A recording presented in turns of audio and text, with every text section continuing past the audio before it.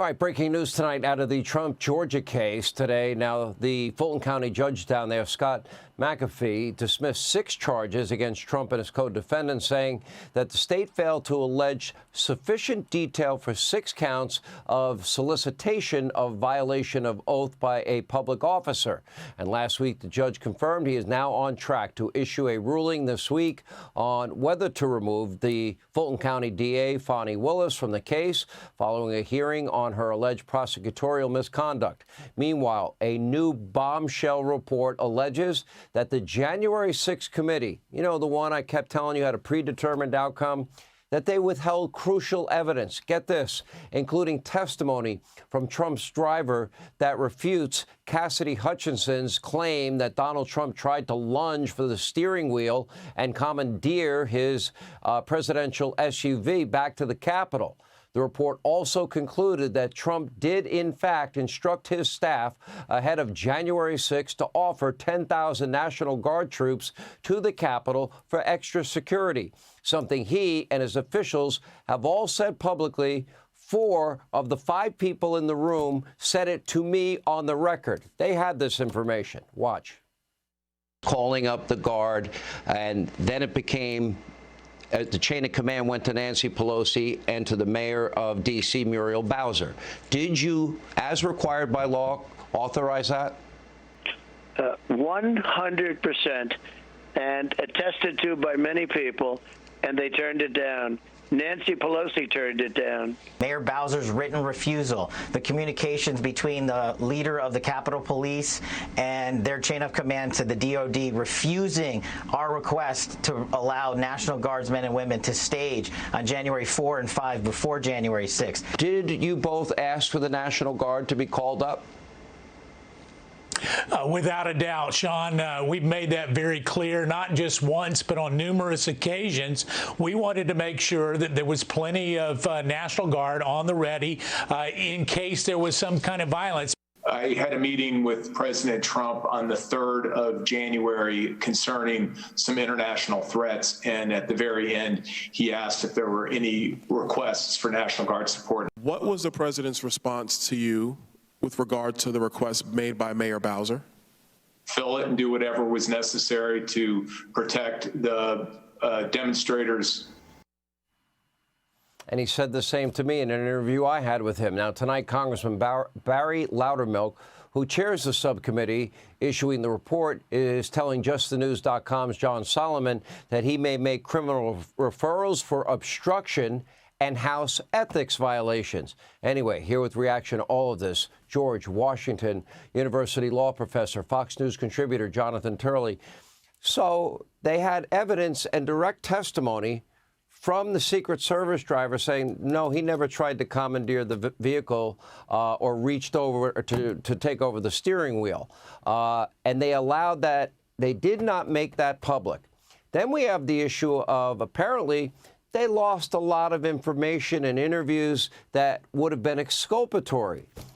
Then we have on record 4 out of 5 people, the other one was General Milley, in the room, confirming to me in interviews that, in fact, Donald Trump, days before January 6th, wanted to bring up the Guard, but the people that would need to ask for it said in writing in the case of Muriel Bowser, no, and Nancy Pelosi said no.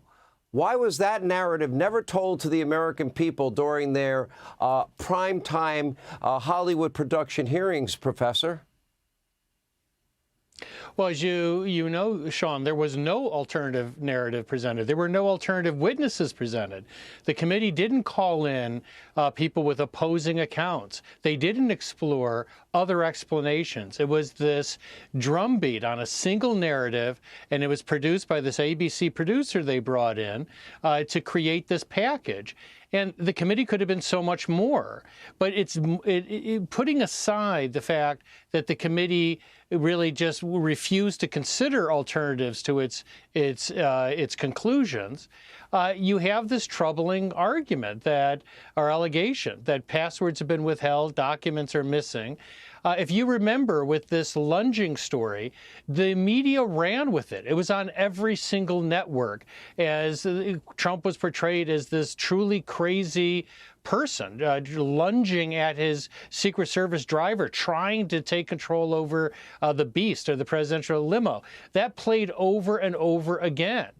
And the committee members knew when people were reporting this that the driver denied it. This is a law enforcement officer who said it just didn't happen. And yet they allowed that false narrative to be played out there, including former Representative Cheney. At no point did she come forward and say, you know what, let's be honest here, the person that would be most directly involved, the driver, denies it.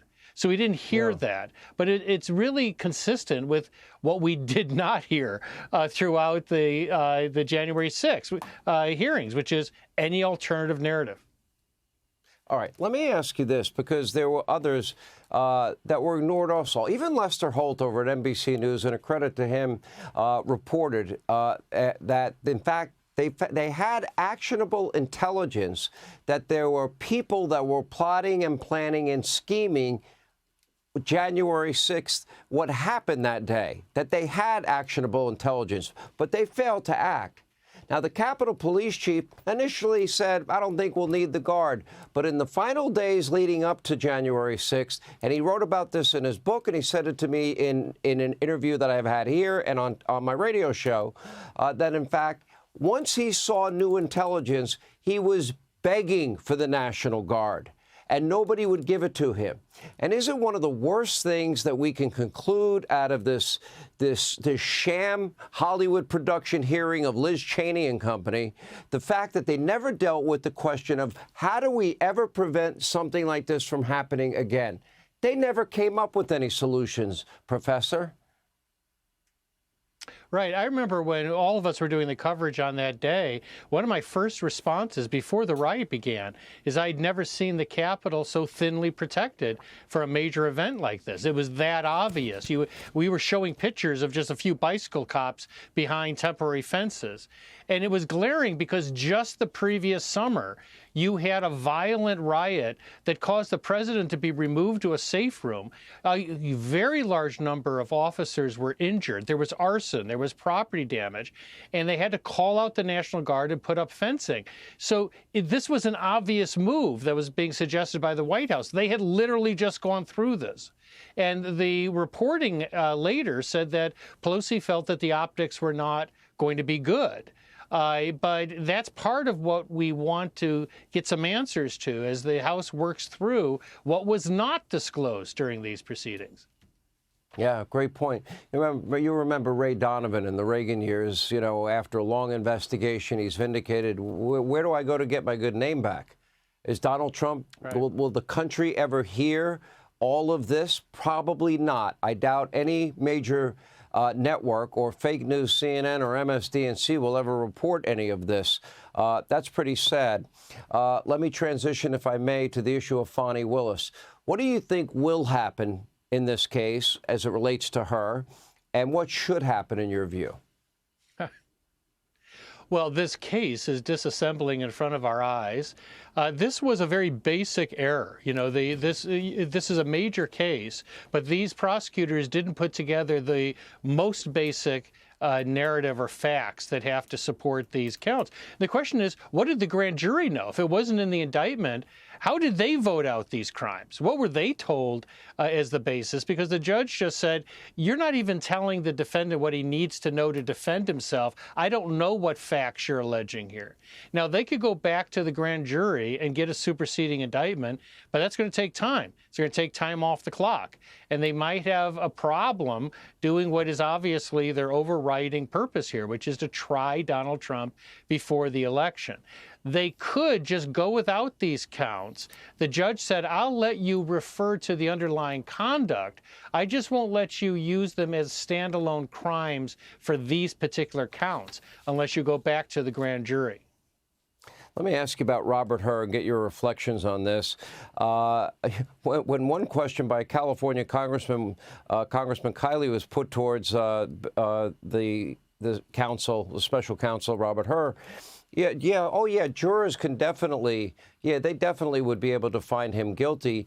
That was one of the more interesting things to me. And the idea that Joe Biden says to his ghostwriter. Oh, I found more top secret documents in my basement. Let me read them to you, even though you don't have a security clearance. What does that say about equal justice and application of our laws? Well, that was what was the most powerful aspect of her testimony. As a criminal defense attorney, I was listening and thinking, but for the grace of God, go I. If I had a client with this amount of evidence against him, I doubt seriously prosecutors would have any hesitation. They had 40 years of mishandling classified material. They had one key party who tried to destroy it.